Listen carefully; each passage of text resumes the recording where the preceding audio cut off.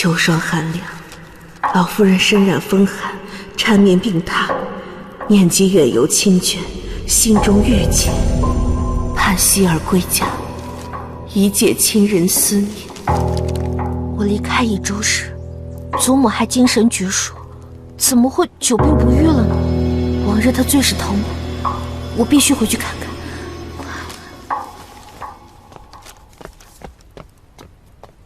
你要回益州？我父王尚在前线，这时候本不该多事，但老太太病危，我父王又不在，此去益州，担心途中生变，这不是来找我的未婚夫婿帮忙了吗？我担心宁王府的兵人手不够，要不将太子府的侍卫带上，充当王府的人。还有，宁老太太患疾，我身边常用的太医医术精湛，你把它带上，还有各种药材，一并带上，我让人都给你准备好。还有，你身边没有贴身侍卫，我让怀辽跟着你一起去益州。怀辽跟我，你身边没人怎么办？不用担心我，我能自保。要不我称病，我陪你一起。别闹，现在正是京城各方势力蠢蠢欲动的时候。可是，我知道你不在乎这些，可若是争不了权，夺不了势，即使此刻你陪着我，往后也是护不住我的。好吧，都听你的。你放心，这回我肯定处处小心，绝不让自己身陷险境。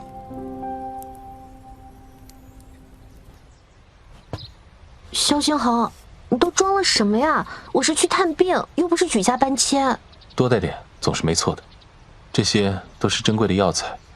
虽然我不知道宁老太太情况如何，但总有一样可以用得上吧。对了，这个给你。这是什么？这是我的私意，若遇到什么事情，你可以带着它去找益州刺史赵康玉。益州刺史可是地方3品大员，益州最高的行政长官，居然是你的人。你忘了我们第一次见面是在哪里？我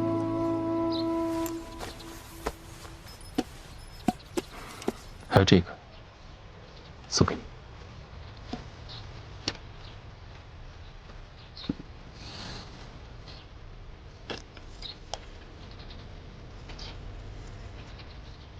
鸢尾花的手镯，帮我戴上。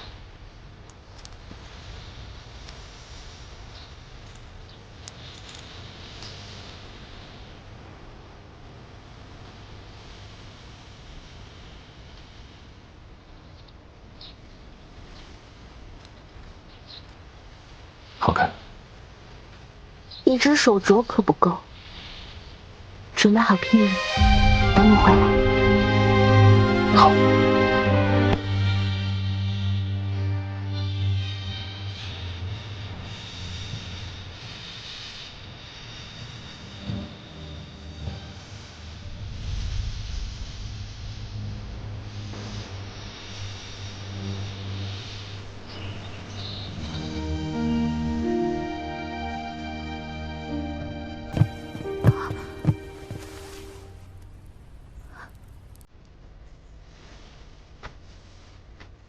祖母，我回来了。祖母，祖母，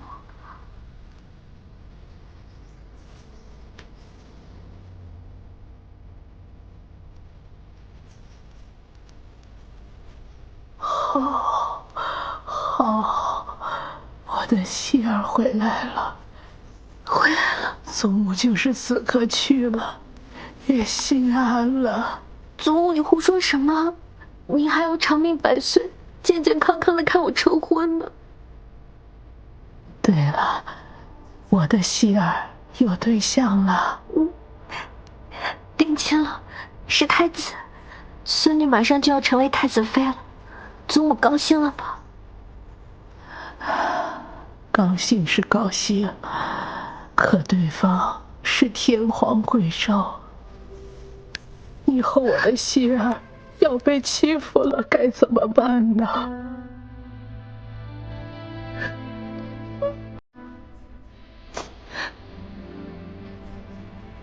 希儿，希儿不哭。都说生死有你，祖母不难过，你也不难过了啊！祖母，太医，太医。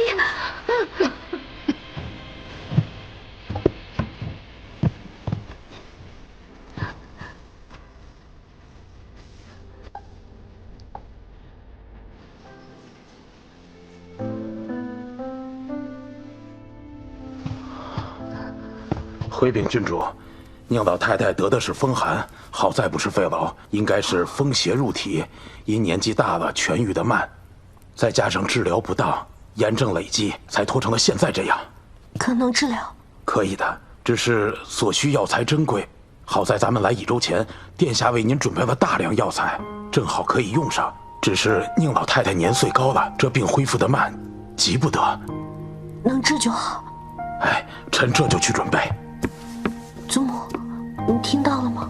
您的病能治，以后可千万别再说这些丧气话了，要配合太医好好治病。好，不说了，都听我希儿的。多亏了希儿带来的太医和药材，不然母亲的病不知何时能好。该三叔好好谢谢你才是。三叔见外了。咱们一家人不说两家话，父亲尚在前线，宁家全靠三叔一人撑着，这些都是侄女儿应该做的。哎，我听闻圣上为你跟太子赐婚，也不知太子为人如何，你是否能跟他相处得来啊？希儿，这婚事可是你自愿的呀。啊，真正的亲人不会在意你为他们带来荣耀积蓄，只会关心你是否过得如意。三叔二姑姑别担心，太子殿下清风朗略，待我更是极好。这次为祖母带来的药材和太医，都是殿下准备的。那就好，那就好。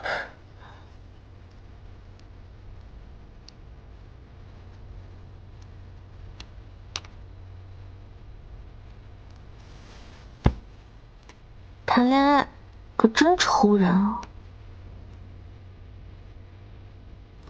山远天高烟水寒，相思枫叶淡。这些话萧心恒应该会懂吧？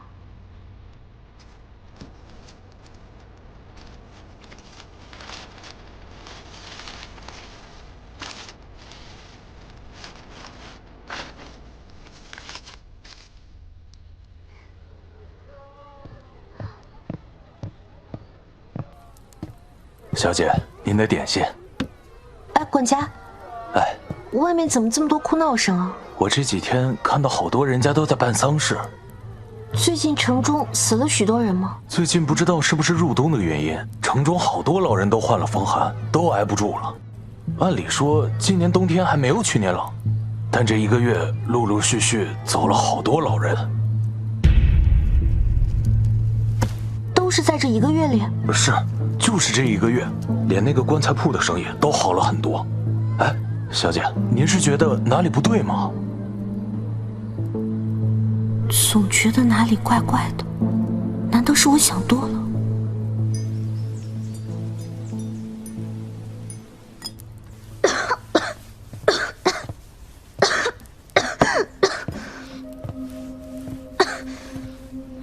你这都生病了，怎么还在打扫啊？谢郡主关心，只是奴婢是负责花园洒扫的，其余负责的姐妹也都染上了风寒，奴婢担心无人值守，这才让在这打扫的。你带我去你们的住处看看。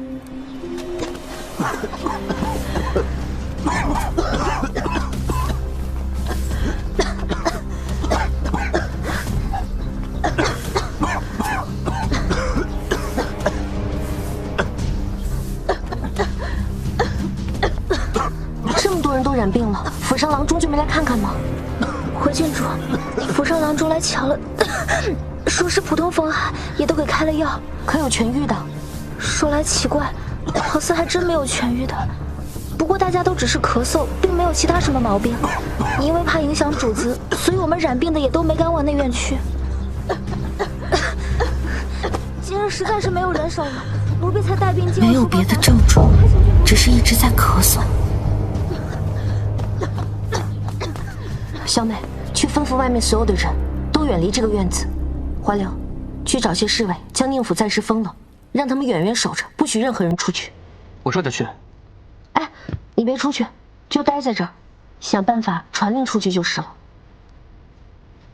是。叫外面的人去把徐太医喊来，顺便再通知三叔和二姑姑。明白。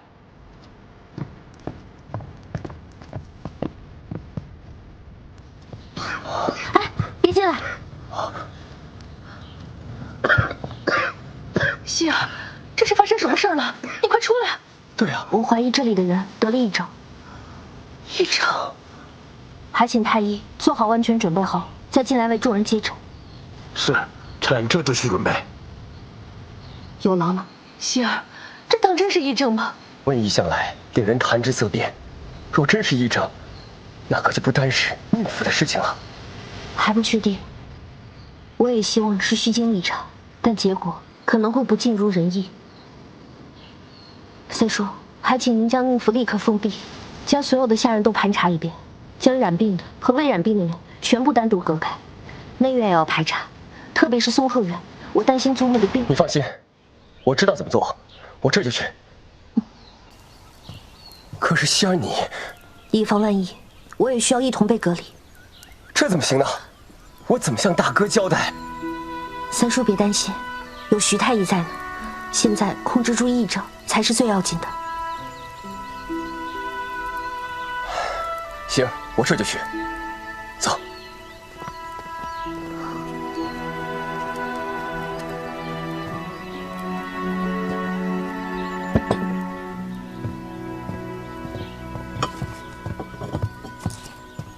郡主，你猜的没错，经过下官反复确认，确实是疫症。具体是什么情况？最先咳嗽的是东院里负责外出采买的小厮出现了咳嗽，后来与他同屋的小厮也都相继出现了咳嗽的症状，而且最先染病的那几个小厮已经开始出现了发热的症状。下官用了各种风寒常用的降温方法，但是都没效果。也就是说，这疫症的症状是先咳嗽，再发热。是。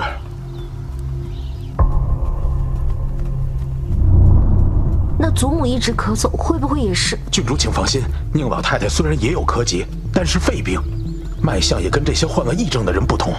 她没事就好。这些患了疫症的人看似风邪入体，但他们的脉象要更沉一些。之前郎中开的风寒用药也是没有半点效果。那知道疫症是怎么传染的吗？我们这些人是否也会患上疫症？这些人都是在接触了有咳嗽症状的人之后3天才出现了症状。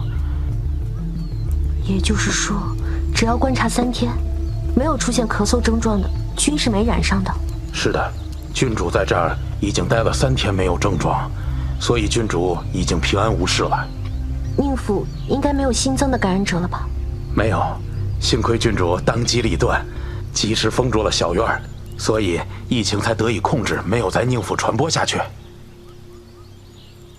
此疫症没有在宁府传播下去，不代表没有在乙州传染开来。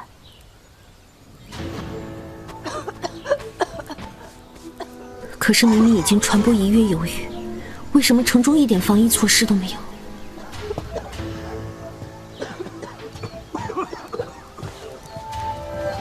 郡主，这可使不得，郡主。徐太医，还请您劳心费力，尽快找出治疗之法。这乙州城的百姓，就靠您了。郡主请放心，下官定当竭尽全力。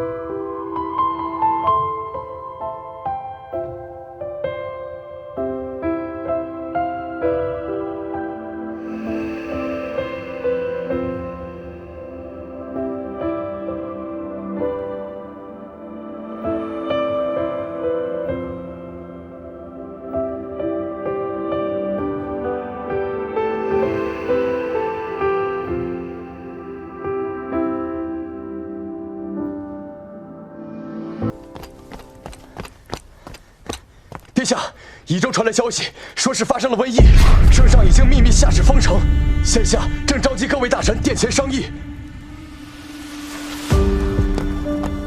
郡主到。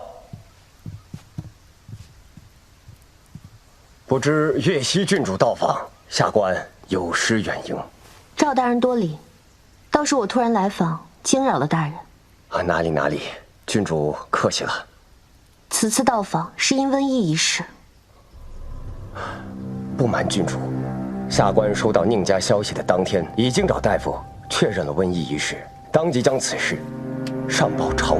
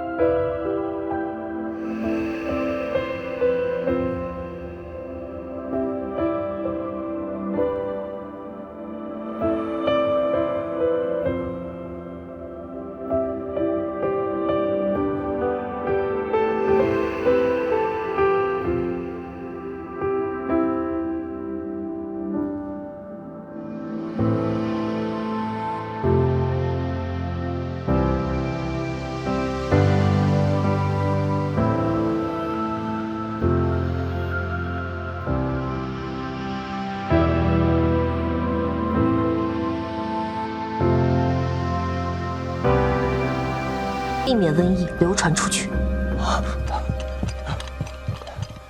大人，外面现在已经……郡主，这话说晚了。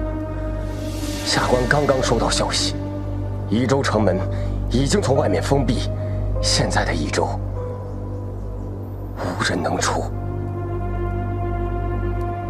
这么快，京城到益州？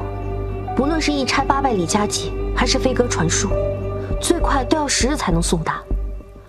封城的消息今日就到了，说明最起码10日之前，京城就收到了益州瘟疫的消息。而那个时候，益州的丧事变多，不过刚刚出现了一点苗头。这究竟是有人未卜先知，还是说这场瘟疫本就是一场阴谋？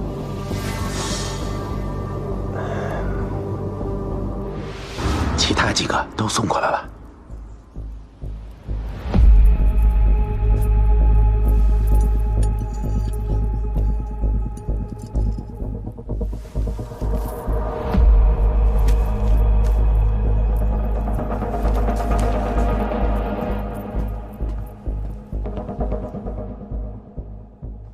大人，城中百姓不知从何处得知了有瘟疫，现在全部聚集在隔离点，闹着要出城。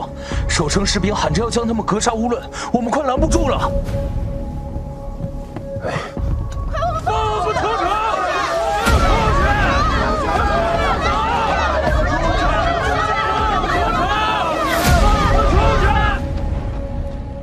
臣以为益州人口数10万。一旦因为疫情引发暴乱，3成的城卫军怕是也难以抵挡，还请圣上调兵提前镇压防范。臣以为瘟疫自古死者10有89，此乃天灾，非人力所能治愈。避免瘟疫扩散，增加死伤，应死守益州，不许任何人出城。益州地处江南腹地，商贸发达，耕地众多，更有人口数10万。若是弃城，不仅尸横遍野，此后益州耕地无人种，商贸无人理，对我朝更是损失惨重。关键时刻就应该壮士断腕，虽然代价有点大，但却能保附近其他州县百姓安危。再说了，如今益州瘟疫横行，如此天灾，又有谁敢进城援助？谁说没有人呢？圣上如此英明，我倒要看看哪个居心不良的要弃了我宁王府的族地。臣不负所托，北琼已鸣金收兵，主帅撤离，只留了小部分人镇守边境，已无再战之意。此战，我朝大获全胜。好，爱卿辛苦了，朕重重有赏。臣只是做了分内的事，此次回京，听闻益州疫情严重，心中难安，便匆匆赶来。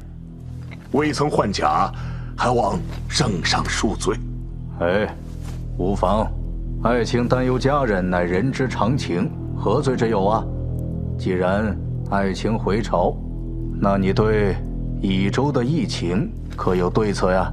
回陛下，臣以为必须驻扎重兵防守，这样能防止疫情蔓延，防止百姓暴动。但是益州不可弃，若弃了益州，百姓人人自危，恐怕产生暴动啊。若益州可弃，其他城池皆可弃。若在此开了先河，如果疫情一旦泛滥，那我朝便救不了一人，守不住一城，此损失巨大。陛下，千万不能开这个口子呀！宁王说的轻巧。益州疫情泛滥，如此严重，又有几个人愿意冒着生命危险前去城中救助？臣愿前往。哼，可光您一人可不行。若要派人，那便只能增兵。各军队均驻守边疆，所隔甚远，御林军守护皇上的安危，皆不可轻易调动。臣这次大胜归来，特准了北疆将士常年未归家的假，此刻已经在城外，臣尚未解散呢。带了多少人？5万人。你这是私自带兵入京？你耳朵是聋了吗？我只是准了将士们的假，让他们一同陪我回京，而且我为了急匆匆的面见陛下，所以才未将他们解散而已。哼！爱卿刚从前线回来，理应休养生息。目前益州的疫情尚未明了，爱卿实在是不可以以身涉险呐。哎，不如这样，另派他人领了你这5万精兵前去支援。爱卿，你看如何呀？这，儿臣愿带宁王前往。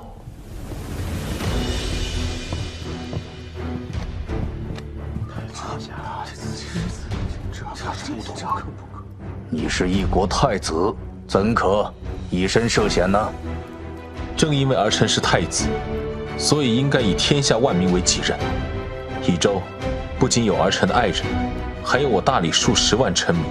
也罢，将这5万军队交给太子，那宁王便无话可说了。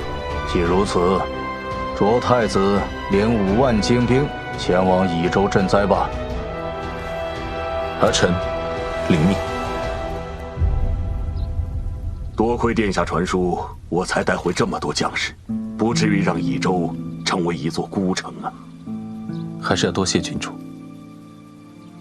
既然希儿这么看重你，那我有话就直说了。您请说。我在京城看住这些牛鬼蛇神，但是你要保证，从益州安安全全地把希儿带回来。您放心，我定以性命护之。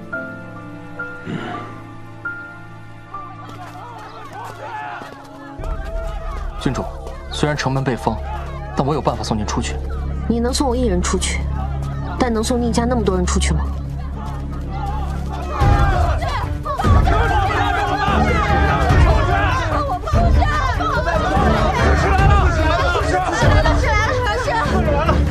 赵刺史，益州为何被封？城中瘟疫，还不让我们逃难，朝廷是放弃我们了吗？是啊，让我出去，我不要在城里等死！你们是要逼死我们吗？我们要诸位，请听我一言，益州被封是为了防止疫症万一，是为了更多人的安全。朝廷的援助已经在路上，马上就到。现在，各位应配合官府，减少聚集，防止疫症传染更多人。你骗人！外面的兵说出城者杀无赦，你分明就是想困死我们，你根本没把我们放在眼里。放我出去！放我出去！放我出去！城中的高官世家早都跑光了，留下我们这些可怜的老百姓。你们这些判官分明就是罔顾人命！罔顾人命！本官还在城中，今日之前，根本无闲杂人等知晓瘟疫一事，说有人提前出城，根本是无稽之谈。赵大人的意思就是，你明知道益州有瘟疫，故意瞒着我们这些老百姓喽。我看赵大人就是故意借着想留在这里的幌子，欺骗我们这些老百姓了。那些有钱人都跑光了，放不出去！放不出去！放不出去！放不出去！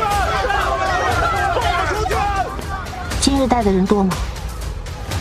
本来不多，但是属下刚刚从人群中看到了不少太子府的人，应该是殿下从京城派来的，刚进城就堵在这儿了。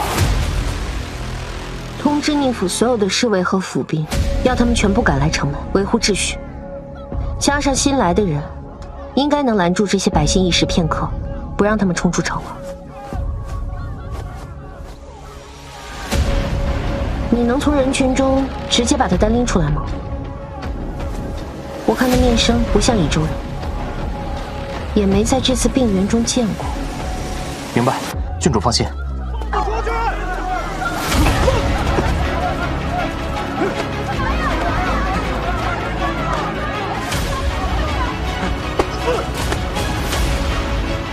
我在萧旭府上见过你。不可能，你不可能会发现。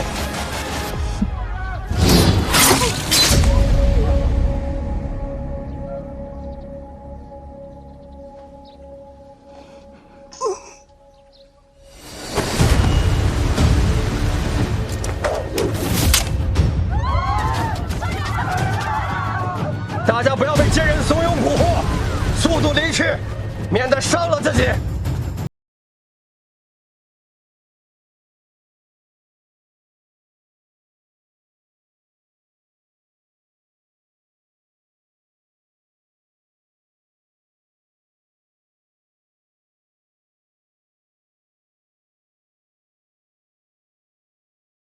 让你们自寻死路。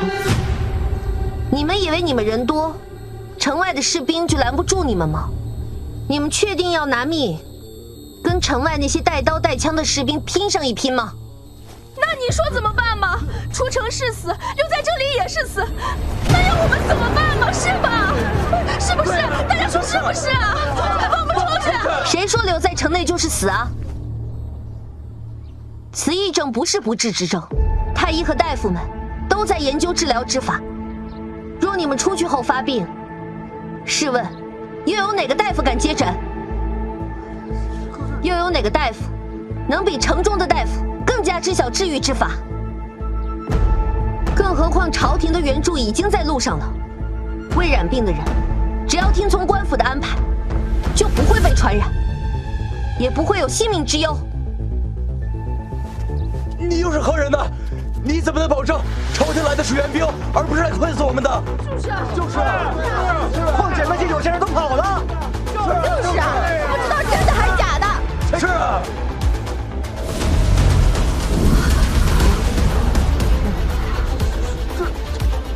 我乃宁王嫡女岳西郡主，更是皇太子妃。只要我还在城中，只要我的父王和未婚夫婿都还活着，就无人敢弃益州城。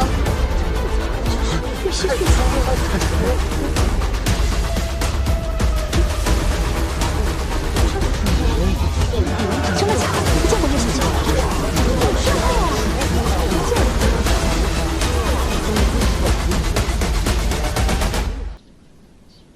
郡主，你刚才也太厉害了，特别是您将那个挑拨离间的奸人斩杀的时候，简直跟个杀伐果断的女将军一样神气。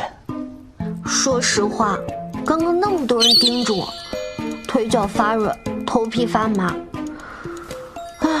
还是像现在这样什么都不想才适合我。逼着一个社恐大庭广众之下演讲，简直不是人干的事儿嘛！郡主，目前城中百姓们已经安顿好了，只是这城中药材极其紧缺，还有重症患者的治疗因为缺少人手，这都是大问题。徐太医，别急，总会有办法的。哎，那臣告退。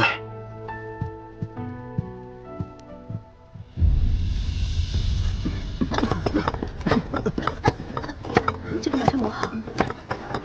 快好了。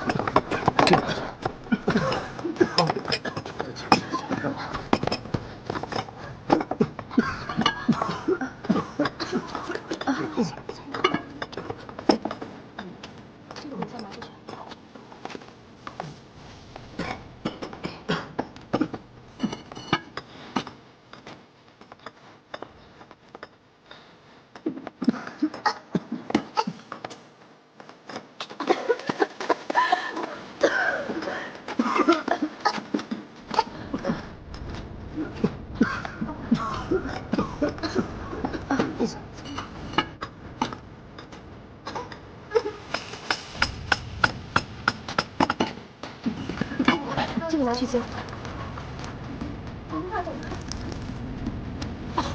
来。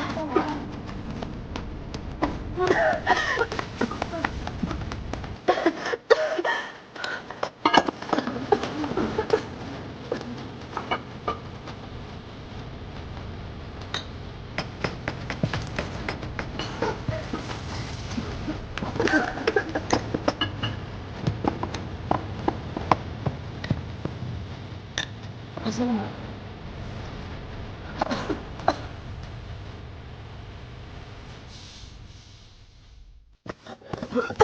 慢点。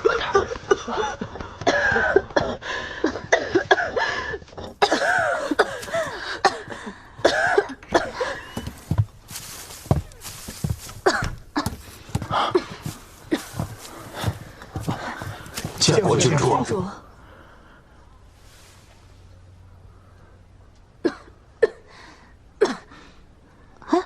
小春花呢？我给她带了糖葫芦来。小春花昨夜病发，没能救得过来。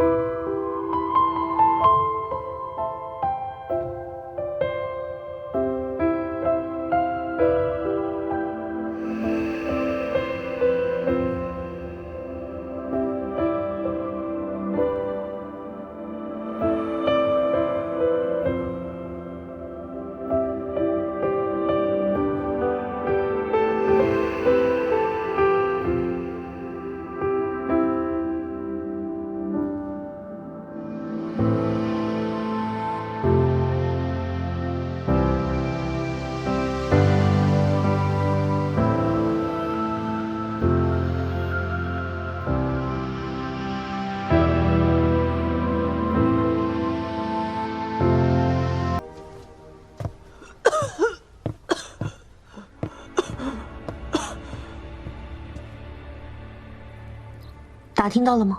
我找到了金月来最先办丧事的10几户人家，居然有一大半都出自同一条巷子。同一条巷子？怎么这么巧啊？若这疫症真是人为制造的，那这巷子必定就是制造疫症的源头。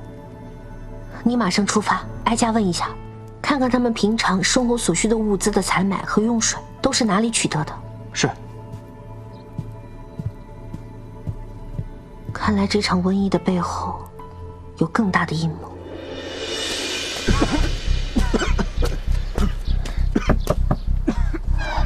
敢问大娘，你们最近采水在什么地方？哎，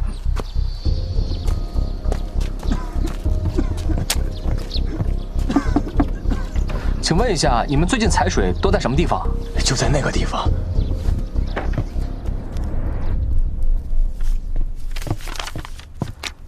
郡主，打听到了，静安巷位于西市，大部分人采买物资都会去西市，静安巷的尽头有一口很大的水井，普通人家院子里没有水井的，都会去那里取水。水井？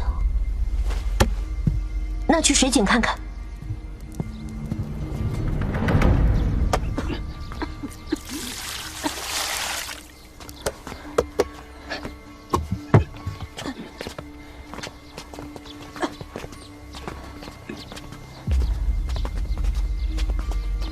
这口井最近有发生什么奇怪的事情吗？奇怪的事情？哦，对了，刚刚还有个婆婆抱怨到，说之前不知道哪个泼皮无赖将不要的旧衣服扔进了井中，大家都骂了好久。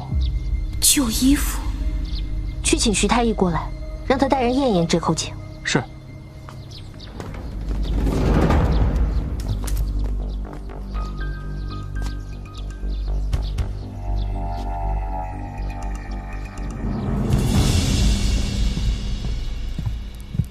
娘娘，益州那边已经被宁初熙查到了。死了还是聋了？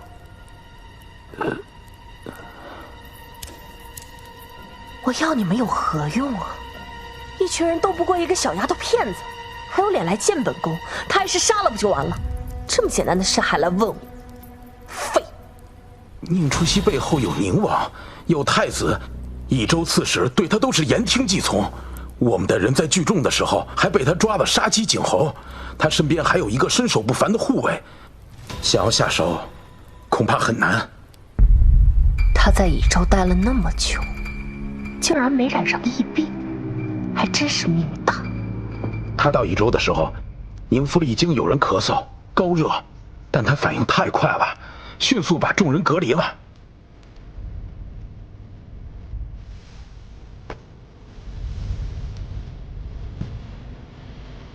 我不管你用什么方法，让不该说话的人统统给我闭嘴！是。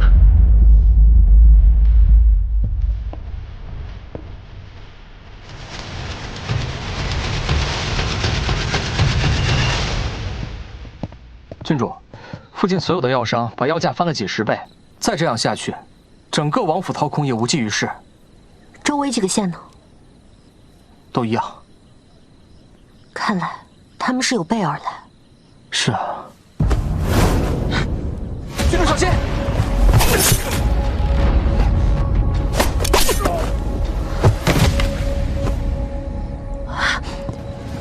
怀流，你怎么样？我没事。小姐，小姐，你没事吧？我没事，快把怀流扶进房间去。啊，是。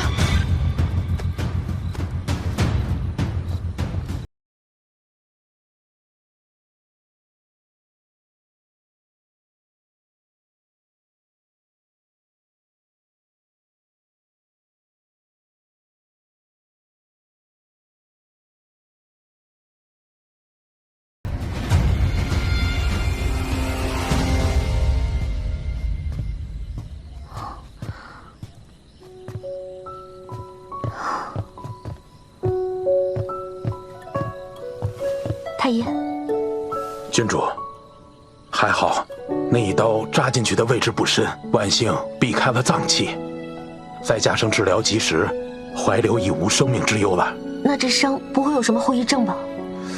哎呀，郡主放心，臣先开几副止血消炎的药来，后续慢慢调养即可痊愈。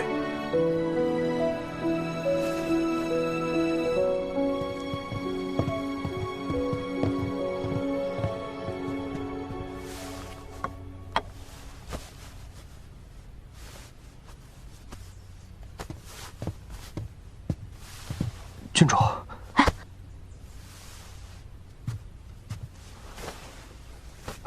属下如何担得起郡主行此大礼？救命之恩等同在造，你如何担不起？郡主言重，保护郡主本就是我等的职责。可你是萧先恒的人，若不是听命去保护我，本不用跟我一起进入益州，陷入险地。郡主不必自责。本就是怀流心怀愧疚。你对我有愧？之前，郡主被林玉带陷害，我本奉命暗中保护郡主，当时我就带人守在了羽长阁之外，但是因为我的掉以轻心和疏忽大意，导致郡主被掳，险些酿成大祸。此事，怀留难辞其咎。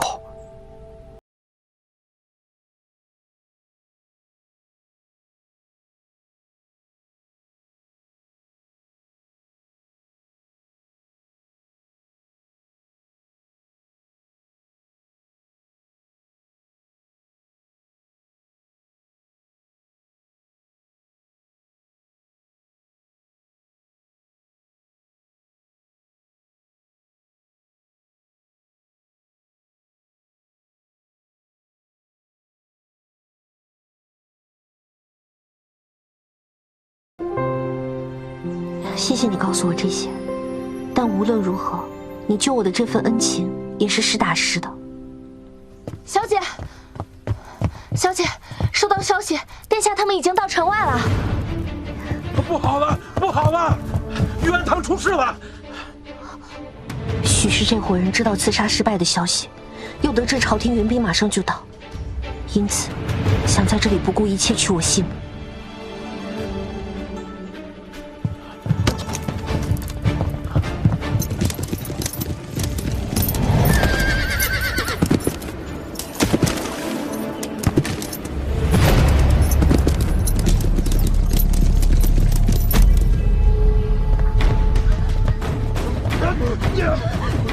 若是一会儿刺客进了玉安堂，我会掩护郡主向前跑，郡主只管往城门附近跑，城卫军和主子应该马上就能赶到。玉安堂内全是老弱病患，若是这群刺客冲了进来，整个玉安堂都凶多吉少。郡主，不要想这么多了。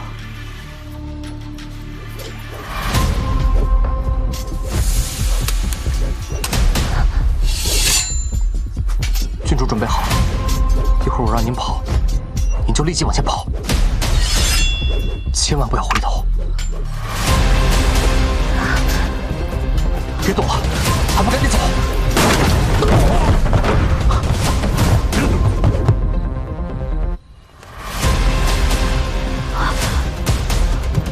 郡主，快跑！跑啊！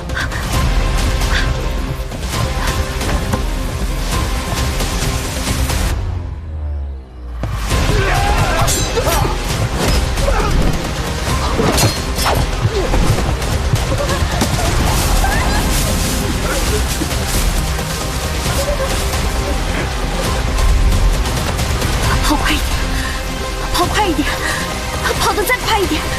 怀留和玉安堂的人都还在等着我。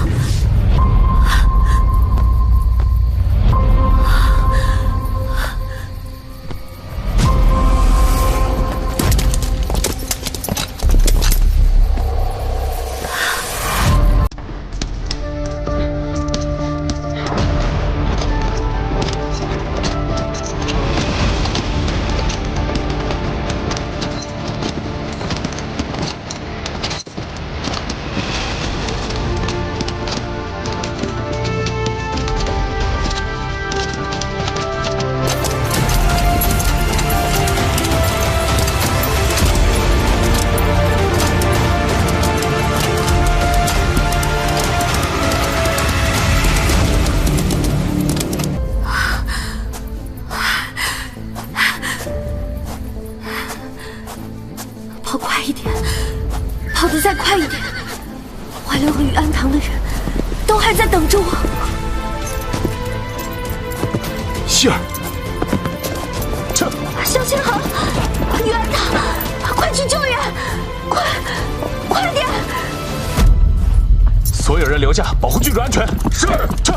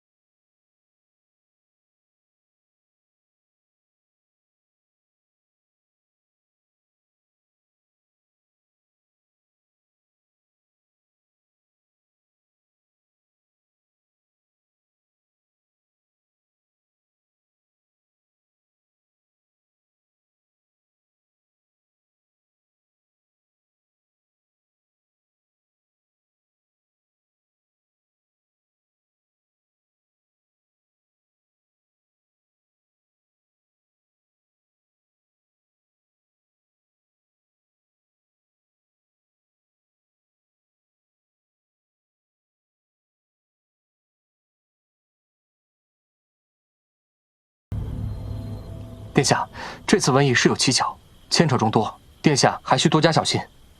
还有，昨日我们刚查出疫病来源于水井投毒，今日便有人想要将太子妃置于死地。小心河。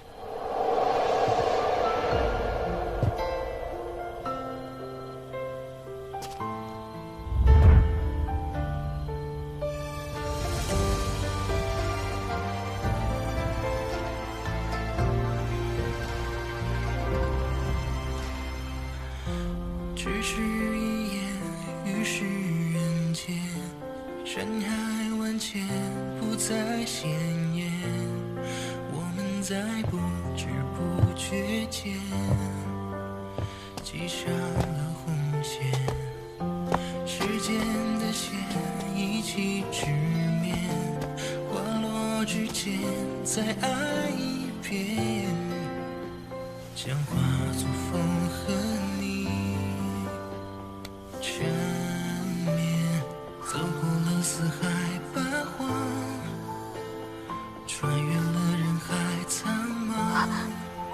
怀辽，怀辽没事，只受了点轻伤。玉案堂内众人也都无事。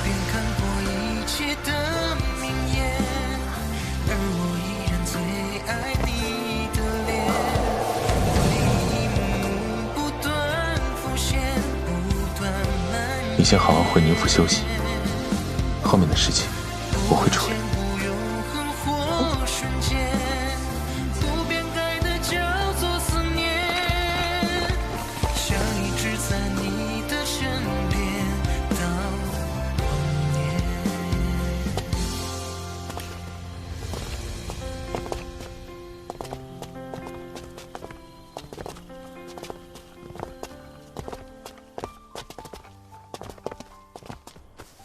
小姐，你这是要吓死我！我就一天没跟着你，你怎么又出事儿了？这段时间还真是多灾多难。你说我是不是应该找个庙去拜一拜？您是该去拜拜，让佛祖保佑您呢，别再受伤了。这算什么伤啊？这是我跑脱力后不小心在地上磕的，怀流那才是真受伤了。要不我去庙里拜一拜的时候，也顺带伤上怀流？幸亏太子殿下来得及时。要不然，是挺及时的，还挺帅的。你说谁帅？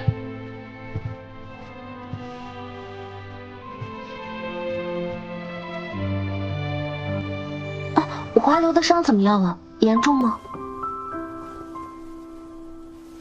你我这么久未见，结果开口就问其他男人的情况。大佬怎么谁的醋都吃啊？怀辽没事，只是受了点小伤，不用担心。那就好。你就没有其他的话想跟我说？你过来，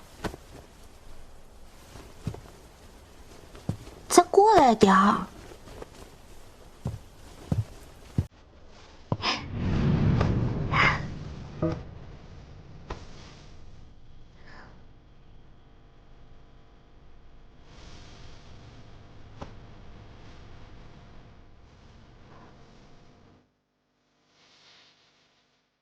小星河，我好想你。我也是。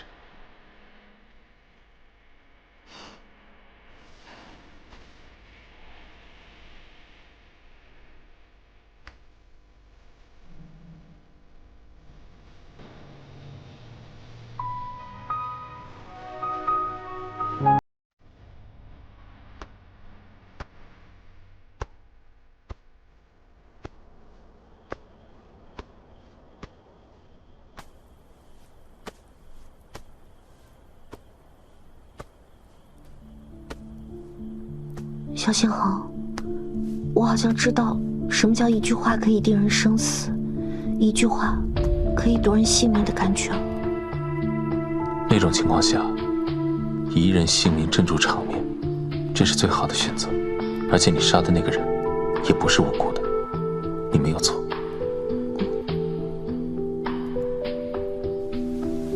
我以为你过几日才会到。我先率了3000骑兵过来，大部队还在路上，过几日就都到了。你亲自来了，那京城怎么办？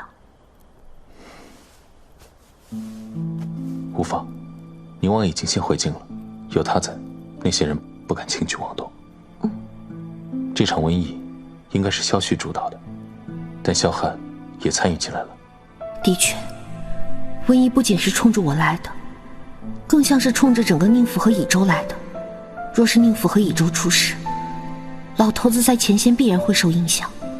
若我再出事，跟萧宪恒的婚事自然是告吹，老头子也很有可能跟萧宪恒反目，可谓是一箭双雕。这种为达目的便草菅人命的手段，的确和萧旭想获取兵权，便想折损15万将士的阴毒计划如出一辙。那萧汉又是怎么回事？我已经派人查过了，封城那日煽风点火剩下的2个人，与这2次刺杀里的刺客是同一拨人。你是说萧旭派了人传染瘟疫和挑拨闹事，而另一批人则是专门来刺杀我的？是。谈个恋爱好烦哦。后悔了？那倒是没有。不过殿下的聘礼准备好了吗？娶本郡主可是很贵的。本宫以整个灵华宫为聘，不知够不够娶郡主？勉强够吧。那本宫还要多谢郡主下嫁。应该的，不用谢，不用谢。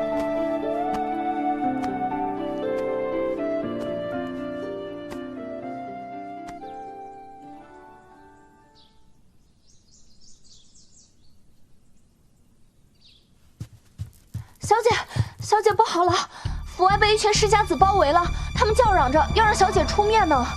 急什么？有大佬在，还轮不到我出面呢。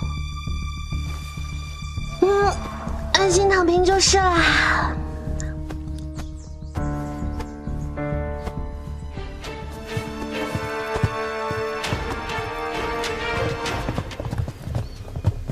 我说李成，你脑子进水了吧你？竟敢来我宁王府闹事儿！你是不是忘了，我们家只是因为低调，所以才没在门上挂宁王府3个大字。哎，此言差矣，我们今天可不是来闹事儿的，不过是想求见岳西郡主，希望岳西郡主赐我们一些药草罢了。我呸！有你这样求药的？再说了，现在药草本就紧缺，凭什么给你们呢？就凭你们一个个一天只知道吃喝玩乐。哎呀，疫情发作时还要出门，封城之后像个缩头乌龟似的躲在家中，都不如人家寒门子弟还知道出门帮忙。你别说的跟你们多高尚似的，太子运来的那些药草不全被你们垄断？咱们都是世家，不能光你们吃肉，我们连口汤都捞不着吧？对呀，污蔑当朝郡主，可是等同诽谤皇室，轻则流刑，重则斩首。你可要想清楚了再说话。你少在这吓唬我，我们不过就是想见岳西郡主，求他手中的药救家中长辈而已，难道行孝道还错了？走！我的手，我的手啊！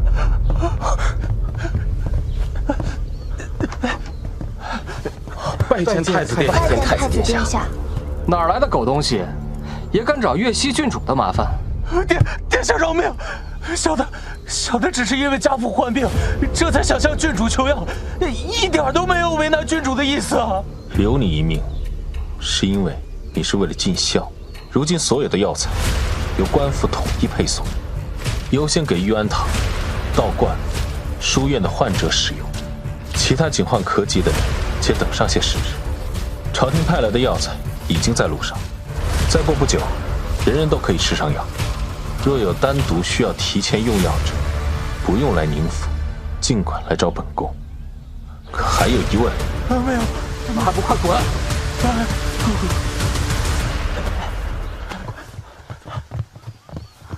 多谢太子殿下为宁府解围。职责所在，不用多谢。既来了宁府，就没有不拜见宁老夫人的道理。老夫人可还方便？来，请。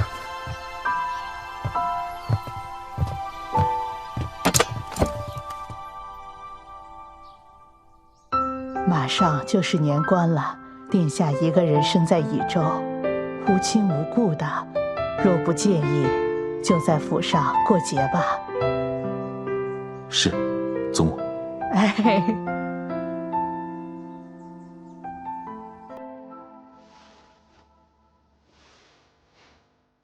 祖母，怎么还没成亲呢，你就改口了？什么？祖母究竟跟你说了什么？秘密。不过我更好奇你是怎么跟祖母保证的？祖母能让你还没过门就改口了？我答应了祖母，她担心的都不会发生。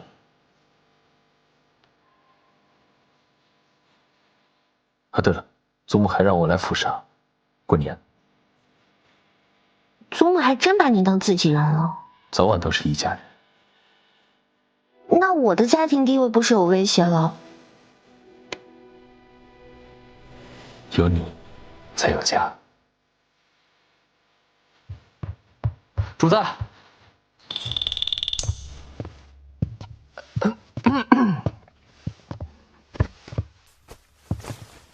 主子，你让我查的宫中10年前那场瘟疫，和这次瘟疫的症状果然如出一辙。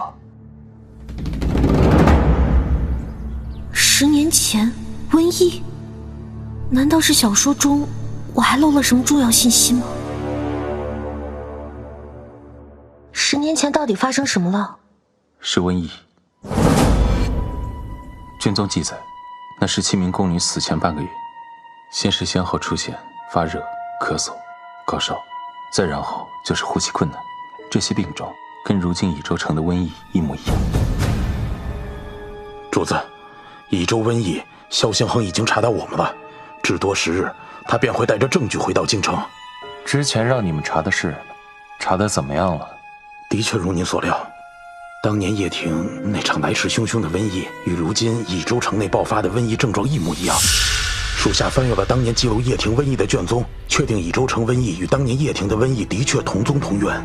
所以10年前那场瘟疫也是人为，可是为什么？因为萧汉。对哦，萧汉的生母就是叶庭的宫女。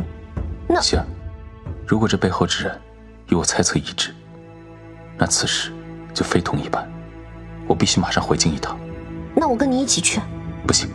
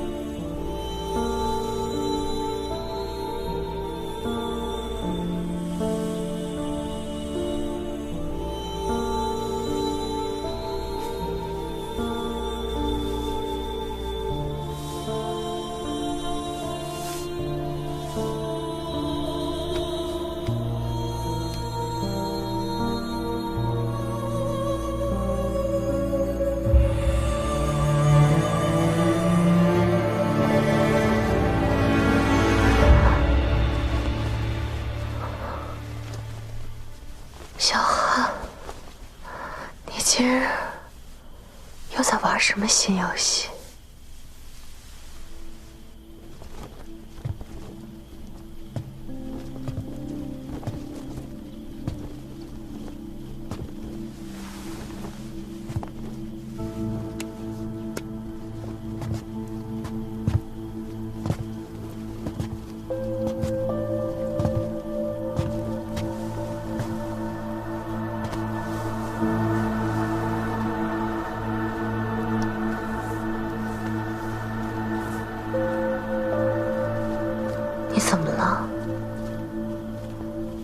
公知道，最近的计划多有不顺，但是那又怎样呢？我们已经等了这么多年，也不差这一个。乙州瘟疫只不过是个引子，萧星恒，他不会得意太久的。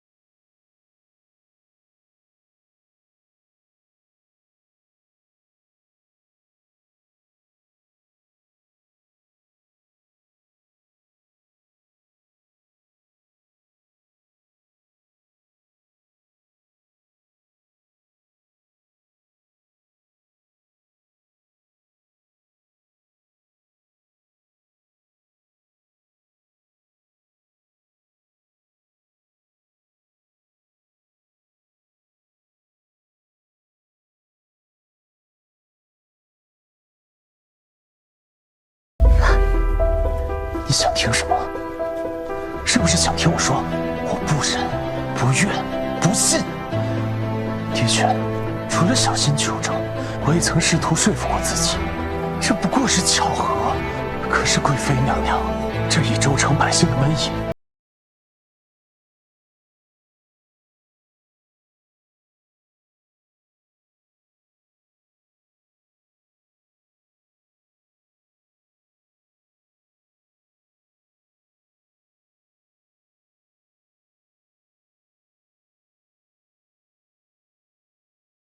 故事吧。从前有位女子，因为家族趋炎附势，谄媚权贵，被当作族姐顾宠的礼物送入宫中。她果然不负家族厚望，得了几月的恩宠，有了身孕。可防不住深宫重重，人心险恶，孩子没了，女子也失去了做母亲的资格。后来，族姐的孩子长大了，家族也从一开始寻求后宫顾宠，变成了储君之位的争夺。于是，便开始劝说女子收养深宫中的皇子为己所用。可拿捏人心不易，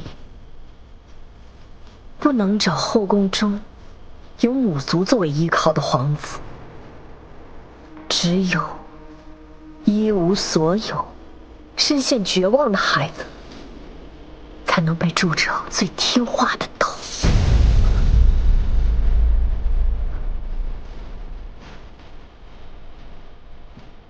我需要你，绝不会让你有任何退路。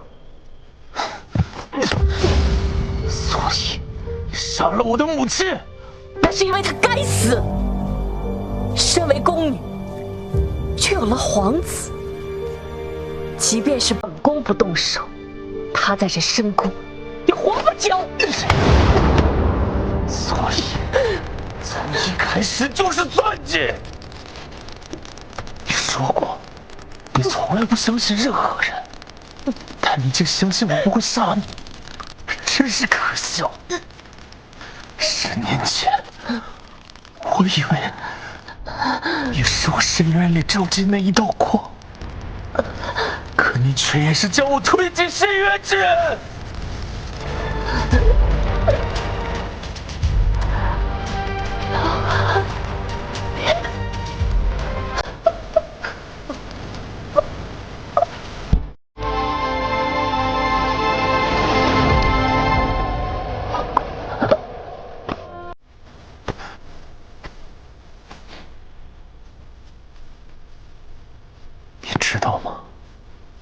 见到你的第一面，我就从未将你当过一人。别怕，黄泉路上，我会一直陪着你的。到我。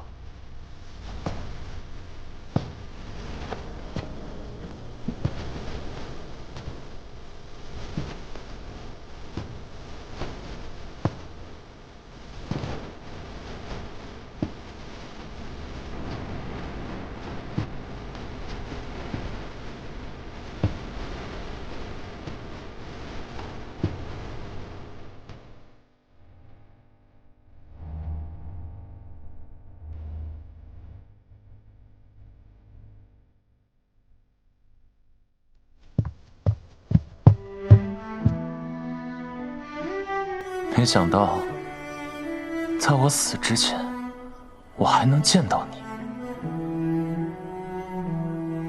你杀了他，他本就该死，难道不是吗？我帮你动手，免得脏了太子殿下的手。贵妃之罪，自有大理皇法处置他，轮不到你处决他。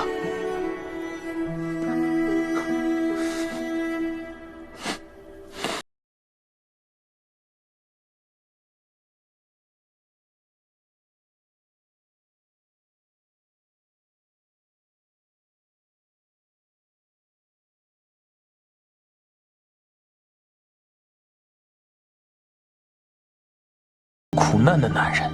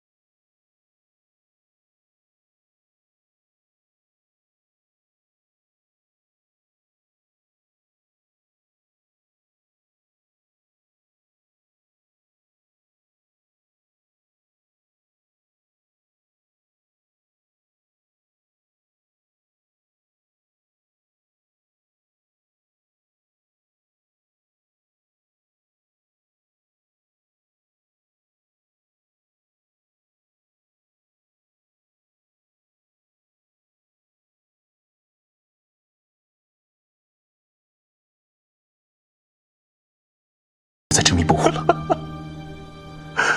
你还可以回头的。回头，来不及了。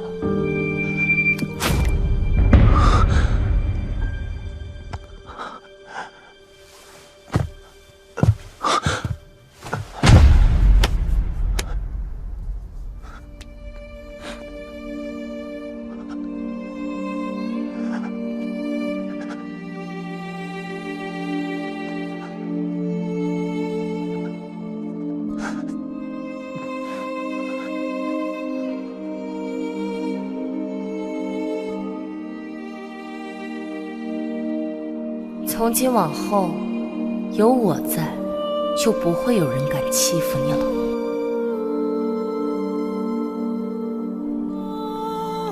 下辈子，我们干干净净的相遇。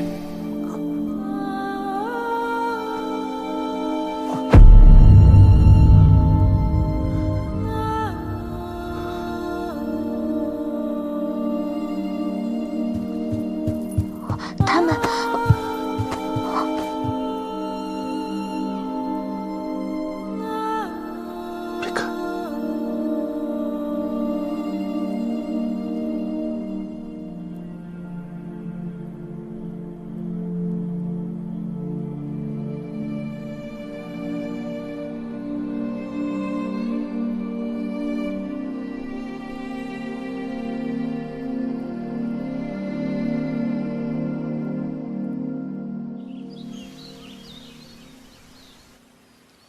这是从北疆运来的剑毛草。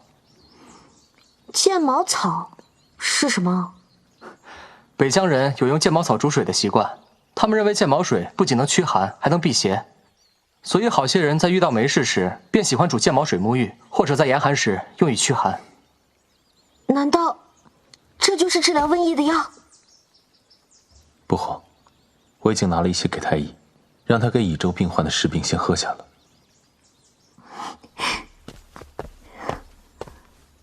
参见太子殿下、郡主。下官将剑毛草熬成浓之后，喂给了垂危的几个病人，他们的烧已经开始往下降了。这剑毛有用啊！那这剑毛乙州可有足够的存量？说来惭愧，这剑毛产自北疆，多用来驱寒辟邪，并未被列入正统草药的范围，这才被下官等忽略了。因这剑毛多作为小众的生活百货售卖，所以存量并不多。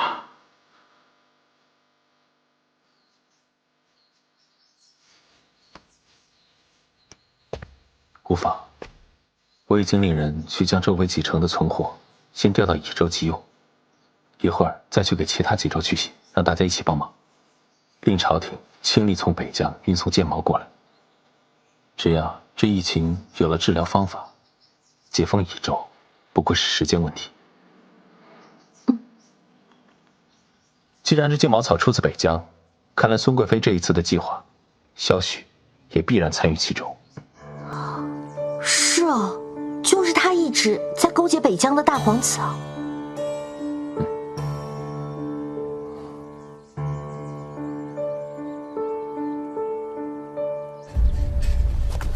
太子和郡主给大伙儿发救命的药草了，大家快过来领啊！乡亲们，快过来领药草啊！谢谢，太好了，太好了，谢谢，谢谢，太好了，有救了！